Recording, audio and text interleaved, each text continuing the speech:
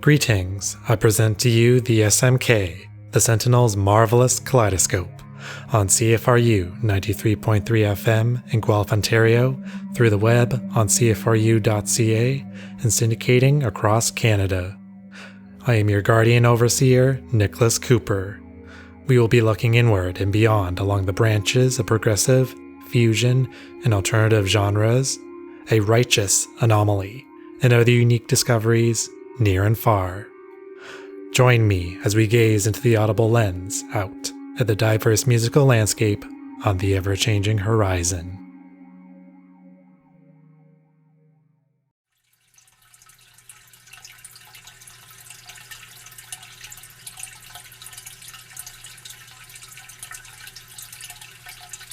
One, two, three, four. I'm the scat man.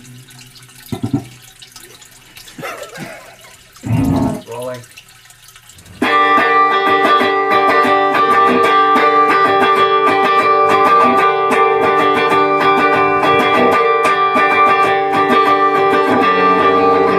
Feeling kind of lost, afraid, feeling alone, exhausted, can't be with myself. I want you to know something. I'm gonna tell you what you mean to me. I promise you, I hold you, how much I love you. I think I could have changed, and I didn't want to say.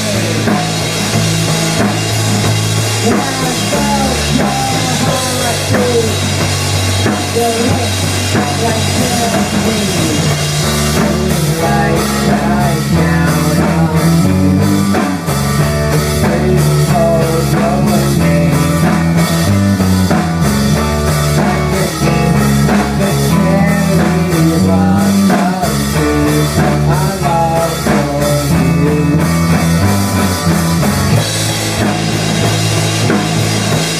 I think I could have changed.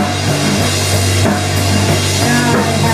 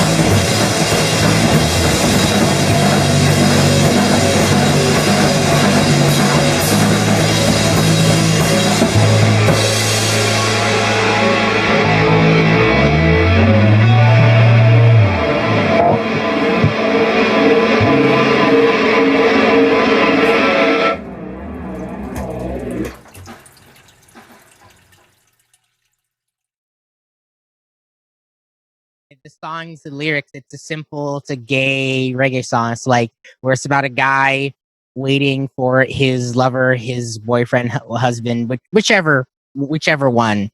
You can. I leave that to the viewer to decide.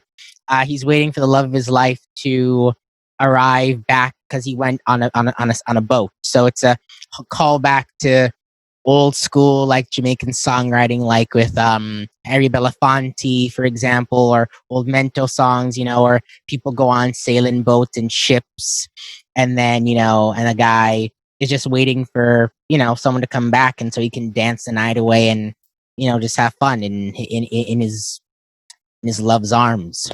So just a simple gay reggae song. So yeah, awesome. Yeah, that would be great to have you sing that. I guess because we can also talk about Pride because we're also in Pride Month. We have lots to talk about. Maybe we should get started. Yeah.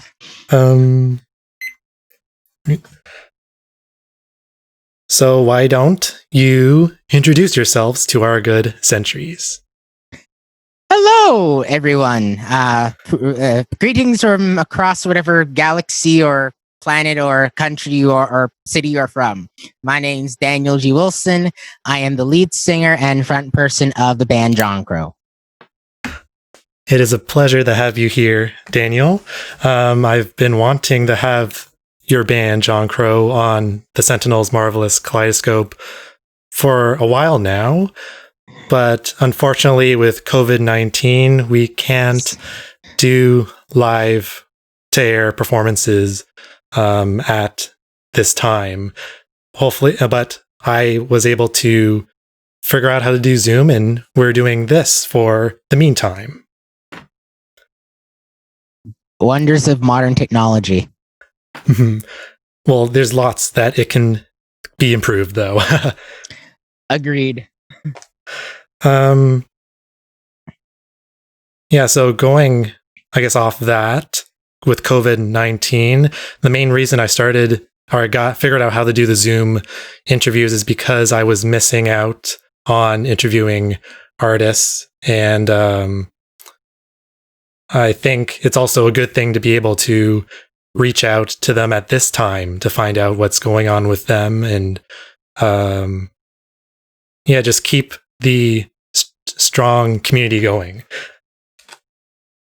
So I'll ask, how have you been coping over these months with COVID-19 going on? Well, it's been a minute to say the least. When we as a band leader and as a musician, like it's been weird. We went into this year thinking, we had a bunch of plans, like we had tours, like we were planning, we had like we're literally gonna record like an EP, which was the first half of an album. Like literally within the week of everything being shut down. So we couldn't do that. And then on top of that, like I'm technically like it doesn't really come up much normally, but like I'm also in the realm of like the vulnerable populations. I have a weird condition quickly called sarcoidosis. It's an immune system thing. So I have to take medication for that. And like I'm essentially on the list of people who like normally the way my condition is and how everything works, I'm fine. Like normal flus and colds, like I don't shake your hand if you're sick, but like generally I'm fine. With something like this, the risk is too high because they don't know how it'll affect me. So that also puts a damper on me just doing anything at all. Like I can't even really comfortably shirk like the restrictions because like I can't risk it. So I just got depressed. I was depressed, some existential despair, and what happened. Then there was a death in my family recently, and then that sucked. And then, well, what's going on in the world. Currently. Yeah, but outside of that, like it's been a rough adjustment, but in terms of just the simple quarantine, it's rough, but it could be worse. Like there's a lot of worse situations I could be in, and we all could be in. So it's been a rough adjustment. I'll say that.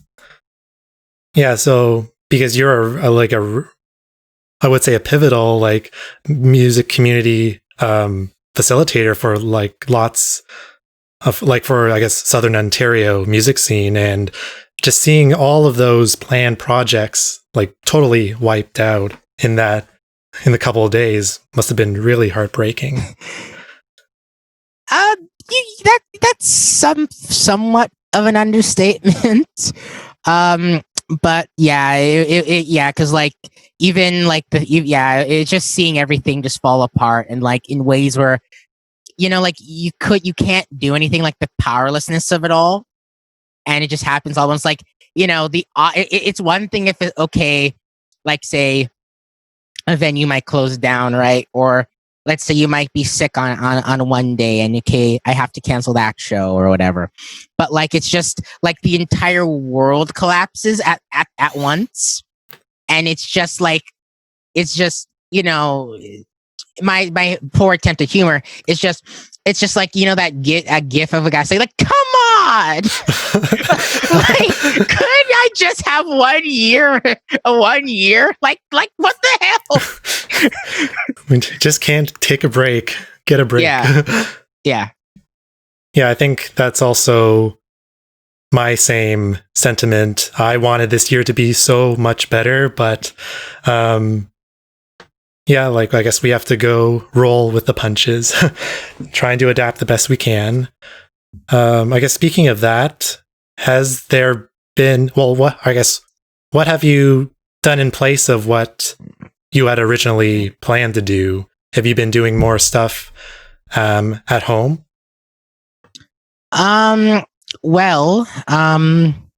I've mostly been writing and like workshopping different projects and kind of trying out different things. Like I have about 2 albums worth of material, 2 albums worth of like quarantine material that I'm slowly kind of working on. Been slowly kind of working on a reggae release, and kind of like a more power poppy garage rock stuff. So I've been slowly kind of building up and writing those and workshopping them, because like it's so different when I can't just jam with my band, you know what I mean? So I spent time like I can read drum notation, for example, so I program stuff, and I've been kind of relearning and kind of studying again how drummers drum and how different stuff works, and getting arrangements and kind of workshopping with my bandmates to see what they can send me so I can kind of add stuff. And just kind of getting stuff going. So, and just kind of mentally adjusting to like, okay, it's not going to sound like how I want it to sound if I could do a studio and I had my bandmates with me live in person, but just the adjustment of like, okay, this is me we're talking about. So like, it's going to sound good. So just, that a bit of hopeful self-aggrandizement just to keep the energy going. Right. So yeah, I've mostly just been kind of readjusting and kind of just been like, okay, this is what I can do, and this is how I can record, and so just kind of building back up the musical library.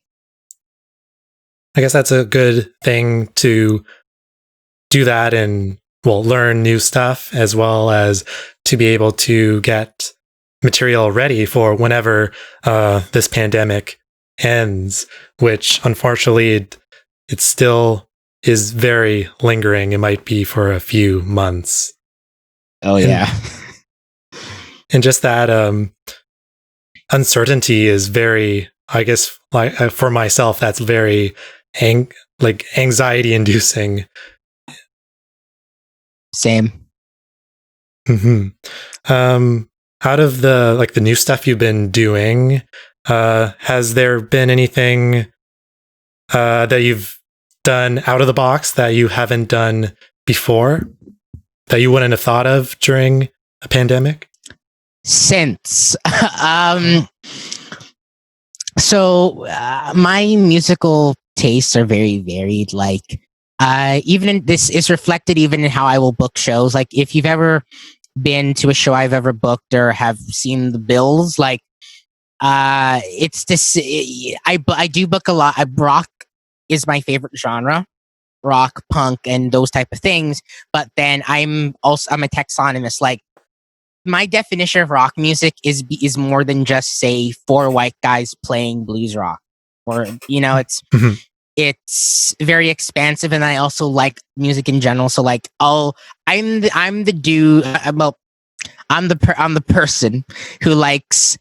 I'm the person who will like country music, and I'll be like, okay, I don't like this country on the radio, but I like country music. I just don't like the one with the pickup trucks, or I like black metal. I just don't like black metal made by people who burn churches. You know what I mean? Like for me, I can find something I like in every genre, but I filter through a rock perspective. So like when I book shows, I usually will book a show based around the like anything, as long as the energy fits each other. I don't really give a about genre.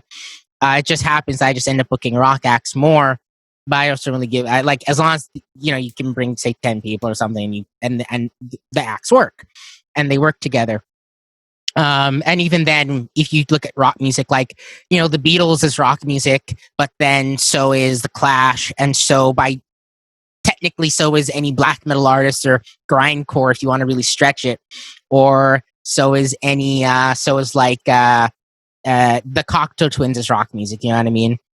So all those influences come in. So like I'm always thinking of something weird. Like I want to put Jamaican percussion and Latin percussion on a song, but what the pandemic has done for me more now is like I'd say it's just kind of made me kind of add more synth, I guess. Like I've actually asked my bandmate Kieran, who is a much better piano player than me, to kind of add synth parts to stuff. Just kind of a bit of helpful experimentation, as well as kind of like more kind of lo-fi ideas, like actually like lo-fi ideas, like mimicking 4-track recording via a DAW, like just kind of ideas like that to kind of like instead of me trying to attempt to just be business as usual JONCRO sound, which even our music's like lo-fi but polished. I just kind of decide to lean more into like just those weird ideas of like more synths, trying synths, for example, or kind of a more bedroom poppy kind of production style, rather than just kind of like, a big bombastic post-hardcore production, like at the drive-in, Yeah,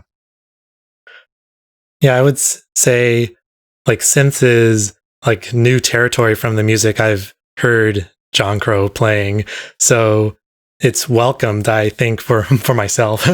And it would add a great different dimension to your music and songwriting. Agreed. I guess speaking of JONCRO, when did you start that band? We've technically been a band since 2015. Like, so it's a long story short. Me and Matt, we were originally a 4-piece with two other guys, with two guys, and but they left, and literally right before our first show, but they still played. Yeah, they never practiced their songs. That's a dig if you guys are listening. Well, nah, it's fine. We're also friends. But anyway, but all jokes aside, no. So Matt stayed, and so we kept playing together. And so we changed the name to JONCRO. We used to be called like Troubadour, originally Donut Duty, but that's a story for another day. And we picked the name JONCRO because like I wanted to use Jamaican culture within my band. So JONCRO means vulture in Jamaican patois. So, and it's not a Jim Crow reference for anybody who's listening. I've gotten that enough times. It's not. So yeah. So, and Matt liked the spelling. We picked the spelling because Jamaican patois is a language it's a Creole language without any like hard set phonetics, like phonetic spelling. So as long as you can read it and pronounce it, that's this whatever spelling. So you could have spelt it JONCRO different ways. So Matt liked the way it was spelt, and so that we stuck with JONCRO as we know it. And that's how it's been gone. And we've gone through. It's me and Matt have been the core of the band for like the past 4 years, since 2016 when we changed into JONCRO. And we've had different players come in and out. Our more recent addition is Kieran Christie. She's awesome. It's also the first time we've had another person also kind of help in terms of artistic direction, because like I generally handle most of the art direction. But Kieran's an amazing painter and like art, like just visual artist as well. So like, it's pretty cool to have some assistance in that regard. Yeah, it is good to have like at least feedback from band members for all the music you come up with, and of course they can also refine in their own personal way. Oh yeah, that definitely. Definitely, like the way our songs sound is like I write, like I'll pretty much write. I'm the primary songwriter, but like with both Matt and Kieran, like the things they'll do like on drums with Matt and bass and now keyboards and synth with Kieran, the things they'll do from like the template I create is always amazing to me. It's just the little subtle ways of what they do. I'm like always in awe of them. I'm always blessed, and I always say that I'm blessed to have them as my bandmates. Oh, that's awesome. Why don't we at this point, you have some JONCRO songs that you have prepared for us listeners and viewers to listen to. Oh yes. Give me one moment. Yeah, that's great. I guess for you Good Centuries listening, JONCRO has released a recent EP that will be in February called Toi, and 2 singles just at the beginning of June, Velvet Hair and Wise River. All these music can be found on the Bandcamp page for JONCRO. I guess some of the music styles that can be described, JONCRO would be like taking some of the things from Bandcamp, like noise rock pop, afropunk, and queercore. Yeah.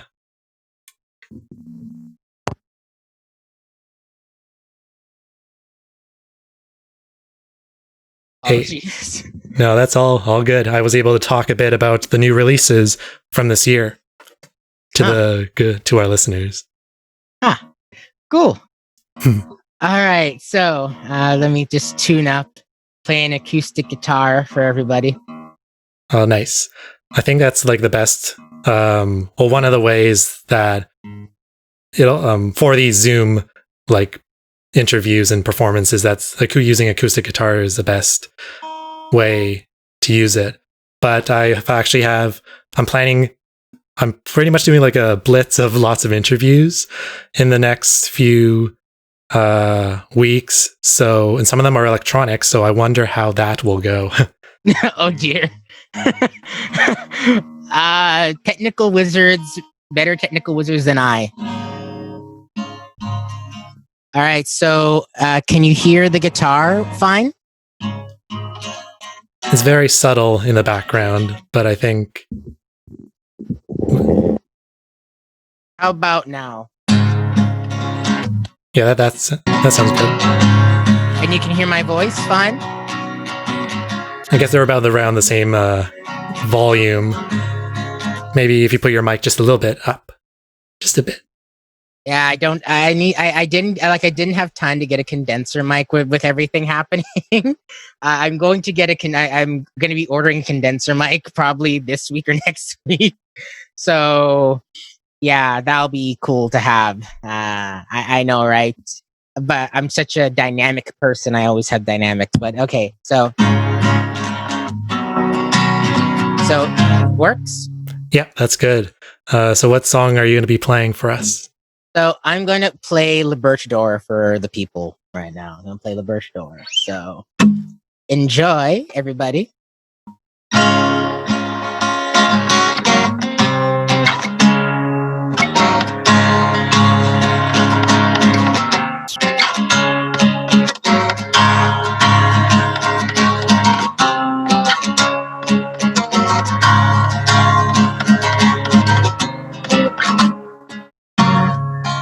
Lost in a hasten on the edge, longing for a friend. Wasted summer days spent inside my head. But then I heard your voice, like an angel from the mist, so full of joy every time we kiss.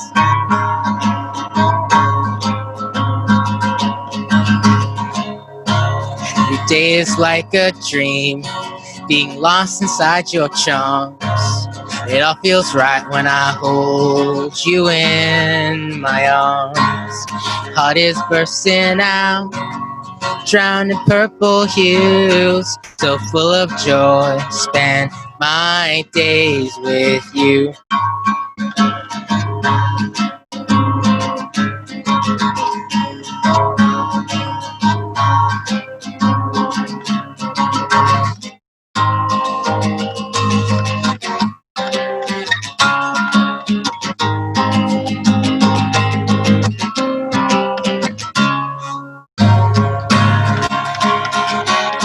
Ever I'm with you, the world seems bright and new. Oh, Libertador, liberate my soul. It's longer than that normally, but it sounds weird when when it's not on electric. Well, I think that sounded pretty good. Like, I think that was my favorite track off the new EP. It's my favorite as well. Yeah, so I think I apologize because I've been pronouncing that title wrong. So how do you pronounce it? Libertador. It's the Spanish word for liberator. Libertador. Yeah, Libertador. It's a reference to. So the whole song is framed from the perspective of a Latin American revolution, a love story framed against Latin American history. Because in Latin America, it's common for many people who were part of the independence movements from Spain. Keep in mind, many of these independence movements also, involved abolishing slavery. So, like, they're called libertadors, i.e., liberators. Like Simón Bolivar. That's who I was thinking of when I wrote the song. But there's others who, again, my bad brain can't remember names. But if you look at Latin American history, you'll find libertadors, and so. Yeah, and it's also liberate my soul, as in, liberate my soul, your love liberates me, so. That's beautiful. Thank you. I guess going off that, because there's lots of world news that goes with being liberated, I did want to talk about the Black Lives Matter movement that's been occurring. Like, it started, I think it's almost been a month now since sorry, I have my notes here. George Floyd was killed in public, and that was a catalyst for so much of our modern global civil rights movement that's occurring right now. And for all, yeah, what is your thoughts on this? Because I've been listening, I've been watching and reading, and it's lots to take in. So I want to hear your opinion. All right. First, if people wondering why I looked like this, it's because I saw, because the computer, everything glitched for a second. So I was like, I smell a conspiracy. Oh. Like it's like again the universe, like they don't want you to be like a universe conspiracy, but yeah, okay. So yeah, just clearing that up for anyone who's seen the video portion of this. If they saw me look that way, I'm just like, for a second I thought the whole thing was glitching out. But anyways, okay, to answer that question, well, like it's complicated and not complicated. There's no there's no easy way to talk about this to answer that. My first response is it's heartbreaking, it is aggravating, depressing, it's outrageous. As a black person, right? I've grown up seeing this. It's like it is so ingrained within the black. Like if you are a black person living in a non-black dominated area, right? Like I'm black. I'm Afro-Jamaican. I've lived in Jamaica, and I have lived here. I live here. They're different cultures in many ways, but Jamaica is still a black majority, black dominated country, and we've spent years kind of unlearning and kind of dealing with the colonial leftovers. And my existence there as a black person, I have many things with being in Jamaica, right? There's many different issues that are there, but being a black person isn't one of them. You don't think about it as in the same way here. Here it's different. And like every black person who lives in a non-black dominated culture is aware of like things like police brutality, institutional and systemic racism, and like what our lives are, how the value of our lives to non-black people. And like I've seen that, like growing up, I've heard it's such an ingrained thing that like we'll even make jokes about it. Like you can't really name a single black comedian, for example, who has never made a joke, a topical joke about police brutality, not making light of it, but just kind of, it's so well known amongst us and discussed it amongst us that it's gotten to the point where we're just kind of like we're gonna kind of make our humor around it, because we might as well just to deal with the pain. Seeing him get killed, it's just like seeing so many other black men and women getting murdered and killed by police or by racist white people. From the stories we have read, from stories of Emmett Till to, I forget the name of this 14-year-old a child who was falsely accused of murdering free white girls, and nobody bothered to check or to do anything. They just, we're executing this kid, and you see the pictures of this poor child crying as he's about to die on an electric chair. Like these are things that are, as black people, these are things like at least I have grown up watching and hearing and knowing. Like this has been our reality for centuries. And it's like to say that, like watching that, to say like it's a mix of feelings. It's sadness, it's outrage, it's anger, it's disgust that other humans could do that to, and to feel that they could do that to another human being with impunity. And it's also sad because without the current what's going on, we know that those cops would have gotten off. Nobody would have essentially charged them for assassinating this poor man for no other reason. You know what I mean? And for no other reason. Mm-hmm. And even other stories like that lady who, as well, called the cops on this guy who was essentially telling her she should put her dog on a leash. And she mentioned he was black, knowing full well, especially going through all of this, that he could have, that's a death sentence.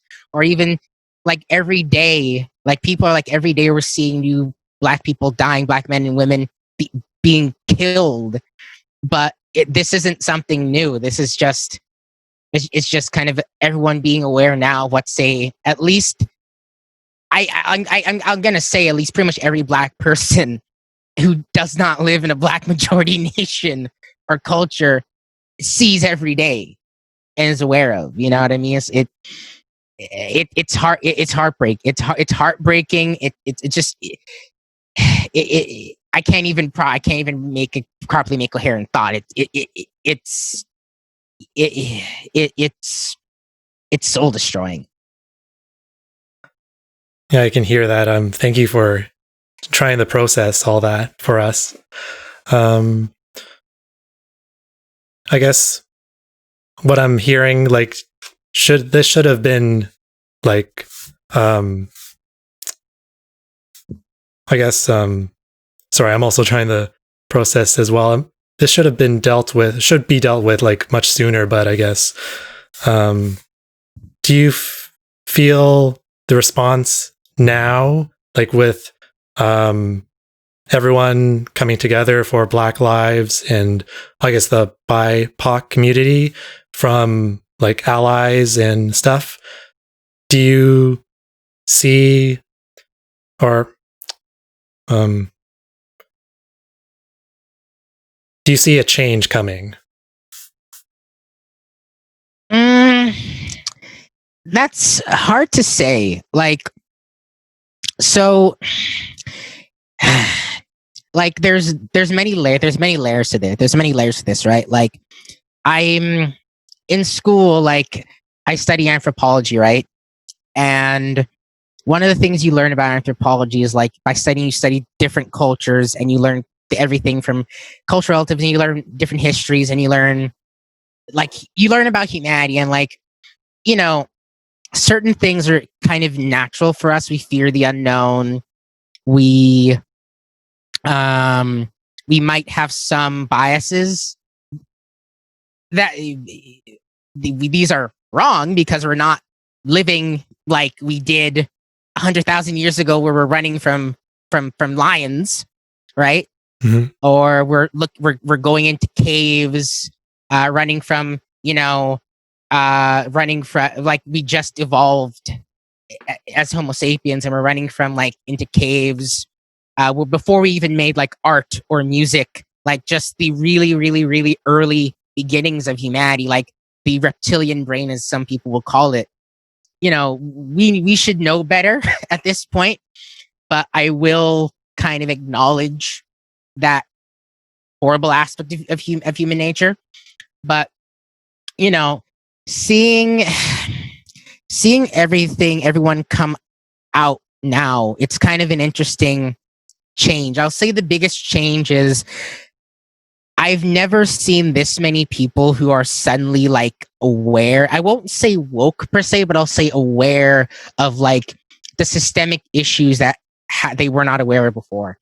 Like, even recently, I saw on Facebook someone who, she seems like this white person I'm acquainted with. She seems like a person. She always seemed like a person who was kind of not kind of at least aware of different things, and like aware of different things. Liberal everything and whatnot. Like just aware, but like I commented. I saw she was talking about something. I think with the Irish. Irish, fight for liberation from the English like 100 years ago, which, that history. And I commented about how Marcus Garvey, there's a reason why Marcus Garvey is a controversial figure, but he is still an important figure in the history of Pan-African thought, Black liberation thought, and just, he's an important figure. I will say does have some controversial thoughts, but he is an important figure of I believe people shouldn't be aware of. And Jamaican, might I add. Anyway, so I mentioned Marcus Garvey, and then I commented, oh yeah, Marcus Garvey, blah, blah, blah, blah. He supported this because, he saw a similarity in the Irish plight for independence, similar to the Black man's plight against colonialism, right? And she commented, who's Marcus Garvey? And I had to sit and stop myself for a second and then remind myself that like not everyone is aware of like the history of like thought. Like for most people, you know, Black radical thought begins and ends with Martin Luther King and Malcolm X. You know what I mean? Mm-hmm. Or they might mention in terms of protesting and not from a non-Black source Gandhi without being aware that Gandhi was very much anti-Black. And you know, so this is the first time I've seen so many people like aware of like the things that like, you know, Black people, myself included, like we've all been aware of for so long, like the systemic issues and just kind of the history of certain things. Like I've never seen so many people who are just like eager to learn, to read up on the history, the actual history. To like so many people didn't know that like racism is a thing in Canada, or like the history of like, you know, the extent to which like Indigenous people here, the extent to which Black people here have suffered over centuries, and like how even the fact that the false sense of, you know, of a post-race culture, you could argue some people might have like, you know, people always say that like racism's over, and in Canada that might be even more prevalent a thought than say in the States, because here racism is more subtle on average. You know, I've seen this many people. The only reason we even got here, and keep in mind where we are is not it's not really a paradise at all. The only reason you've had any point where people can be like, okay, you know, I'm friends with Daniel and like I don't really see color, I can say this or that or a third.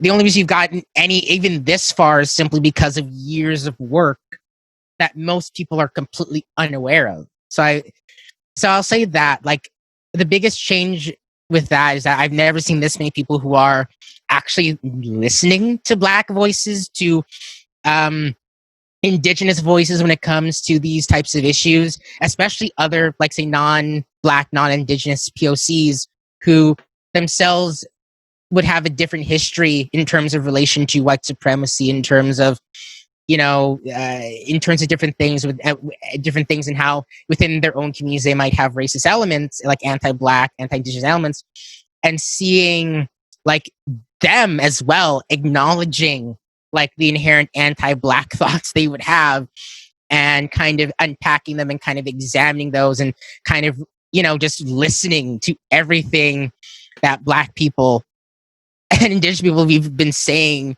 since as you know, my mom would say, Jamaican saying, since Wapi Kilfilo.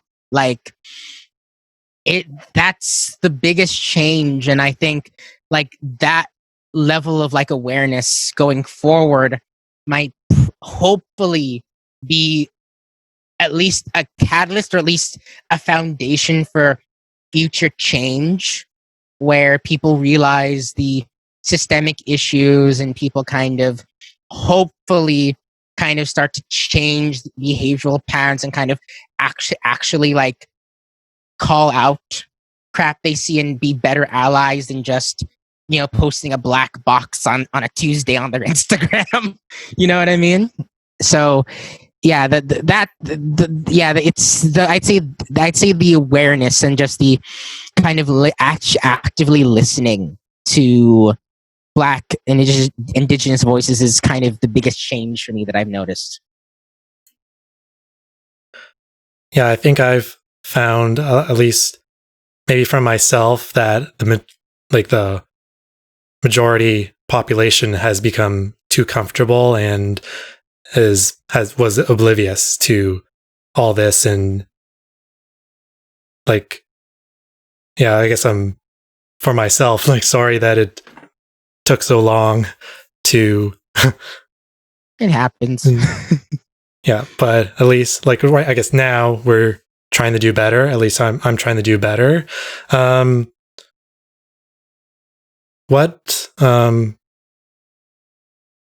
Like you said, like active listening is a good start.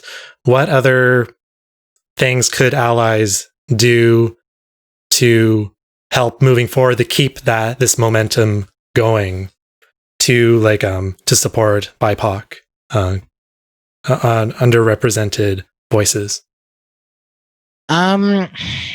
Well, so there's many layers to this, right? And from different industries, because the systemic issues extend to all branches of society. It's ridiculous.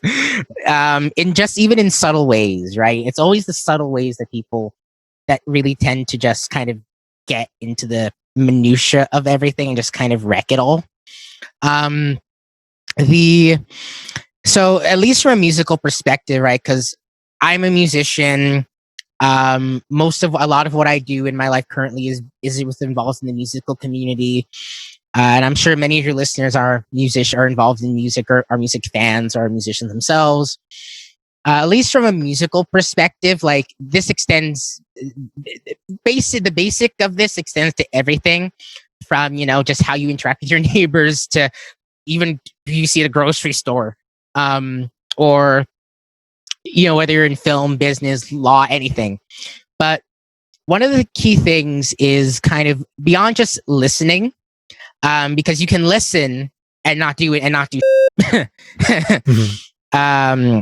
One of the best things to do is support. So raise up and support. So in regards to say just music, like, or just thing with the Black Box Blackout Tuesday, there was a person, so I posted a manifesto on my booking pages. So on my social media face for my booking, because my concert booking I'm promoting, right? Mm-hmm. I'll do the shameless plug for what those are later.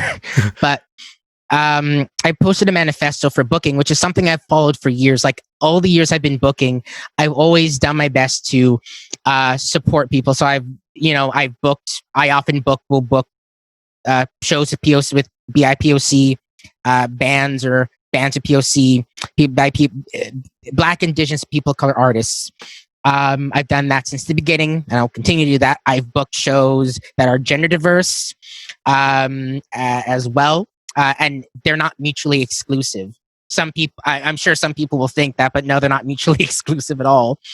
I book diverse shows. Like that's been my modus operandi forever.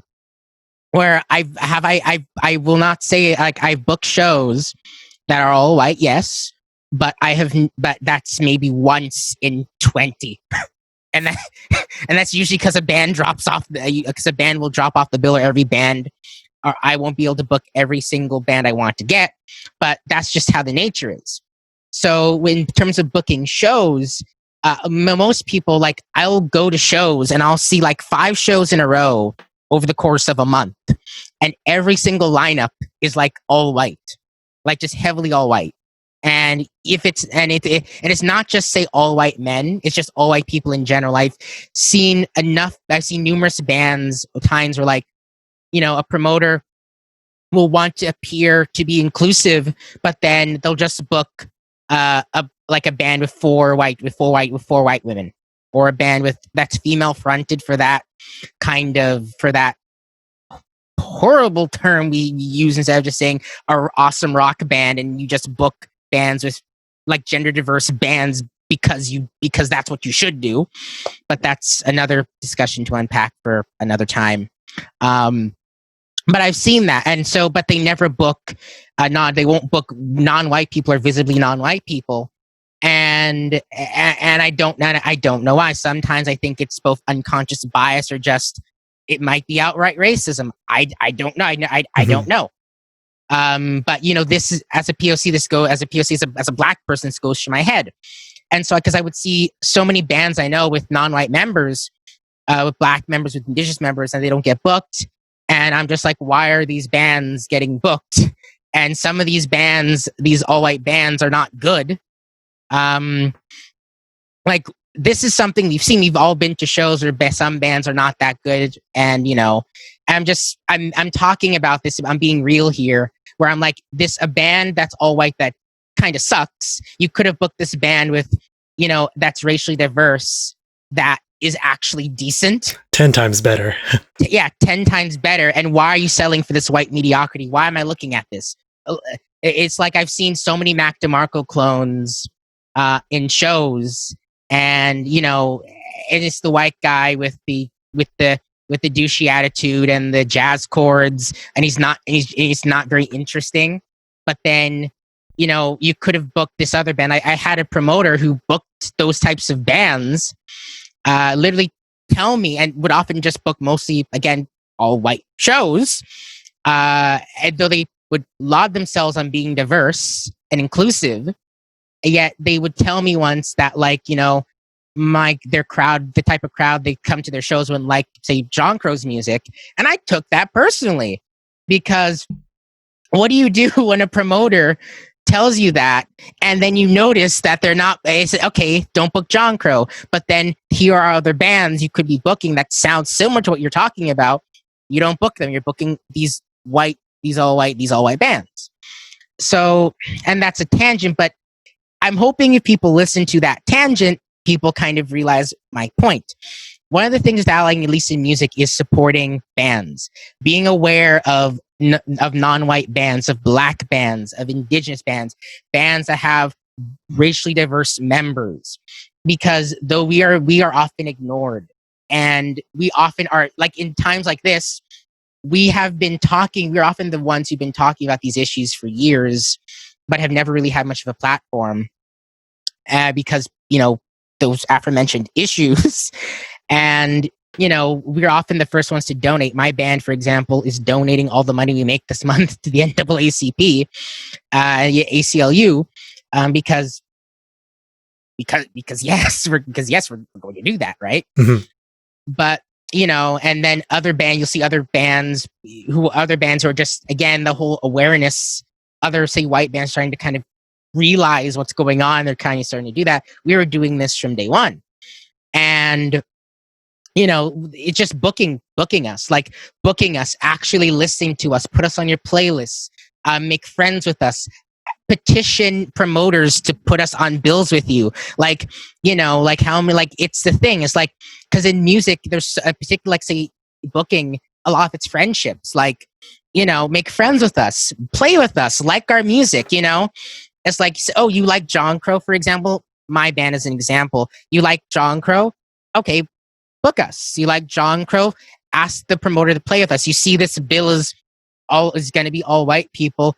Here's JONCRO, or here is, like, ask me. If you don't necessarily need me, ask, like, me, and I'll give you a list of all my friends, or people I don't even know, all the bands that say black members, or just indigenous members, or just like white members, and I'll tell you and what if they fit, because we fit in everything. We're not just rap. We're not just the genres you slot us into. We fit in, and it's just kind of musically being an ally there, is just kind of listening to us, like actually treating us in the same way you would the all white band or saw the all white band and that's the easiest way to do it. Like, buy our music, stream us, like, share us, listen to us. You know what I mean? Like, that's one of the simple and easiest ways to kind of support us.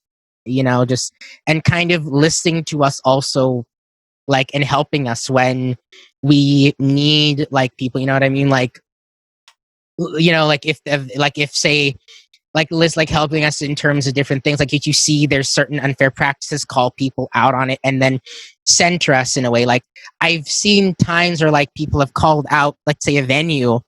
There was one incident where a venue, for example, a venue in Toronto got called out, not because the venue did anything, but because the venue staff at the time, they didn't react to someone saying some racist crap, right? Mm-hmm. And that is fair. Call out the venue, right?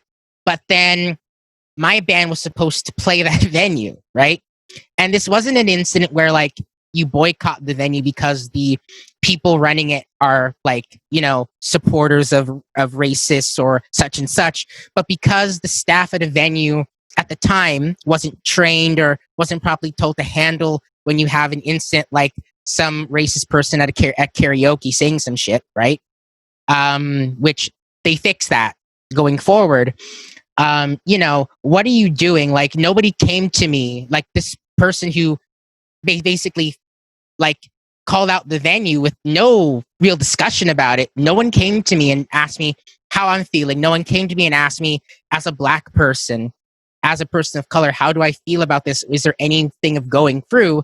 And I use myself an example because I had been blessed to be at least somewhat known somewhat known as a, with the music scene for dealing with some of the stuff. No one ever talks to me of anything. And I felt wounded because you're basically removing a venue that allows Black people of color to play there, right? Free. Like, they just allow you to do that. When you yourself, this person who called out the venue, didn't really book POCs, or at least, and specifically Black people on normally, right? Mm-hmm. So it kind of, and there was no real thing. And the venue then did work and kind of made adjustments, different practices, and different practices to deal with that in the future. But it just seemed weird. Like, that's not proper allyship. Proper allyship is talking to the Black and brown people around you, talk to us, and then kind of working to see if this place where we can play is both a danger to us, asking us, which is there, and also working to see if we cannot make adjustments to make this environment safer. Because when we lose a venue, or when some place we can't go anywhere, that affects us more because we already have so few opportunities. So it's thinking about stuff like that. Where, like, is it possible to improve on something instead of just outright, ending everything? Because you feel good about that. You're defending your POC friends, but what about but you're not. You're just making yourself look good to everybody else. A double-edged sword.